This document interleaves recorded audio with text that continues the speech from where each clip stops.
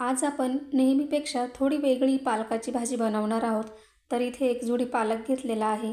पालकाची पाने व्यवस्थित अशी बघून घ्यायची. कधीकधी पालकाच्या पानांवर बारीक अळ्या असतात. तर आता पालकाची पाने अशी स्वच्छ धुवून घ्यायची आणि नंतर आपल्याला हा पालक बारीक असा चिरून घ्यायचा आहे. तर पालक हा चिरून घेतल्यानंतर कधी धुवायचा नाही, तर चिरण्याच्या आधीच धुवायचा. तर आता इथे कढईमध्ये तेल टाकलेलं आहे. अर्धा चमचा जिरे टाकायचे.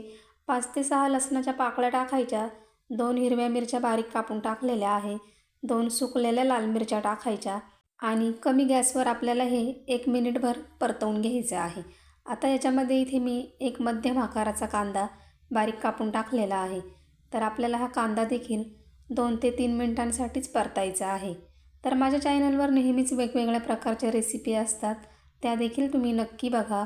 आता याच्यामध्ये आपल्याला पाव चमचा इतकी हळद टाकायची आहे आणि पुन्हा एकदा आपण हे मिक्स करून घेऊया. आता याच्यामध्ये चिरलेला पालक टाकून घ्यायचा आहे आणि एकदा आपल्याला हा मिनिटभर पालक हा छान असा परतवून घ्यायचा आहे.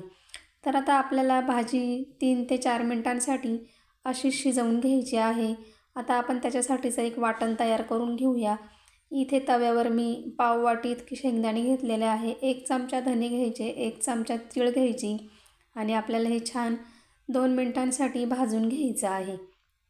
आता भाजून झाल्यानंतर आपण एक प्लेटमध्ये काढून घेऊया आणि मिक्सरमध्ये हे फिरवून घेऊया.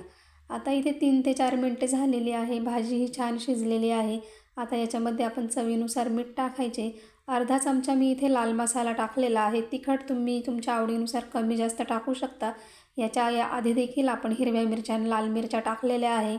तर आता मिक्सरमध्ये आपण शेंगदाणे तीळ याचं वाटण केलेलं होतं ते टाकून घेऊया. जर तुम्हाला ही भाजी सुक्की आवडत असेल तर तुम्ही अशी देखील खाऊ शकता, छान लागते.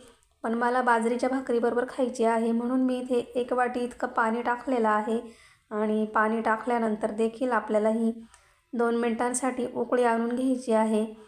तर आता आपली छान अशी पालकाची भाजी तयार झालेली आहे.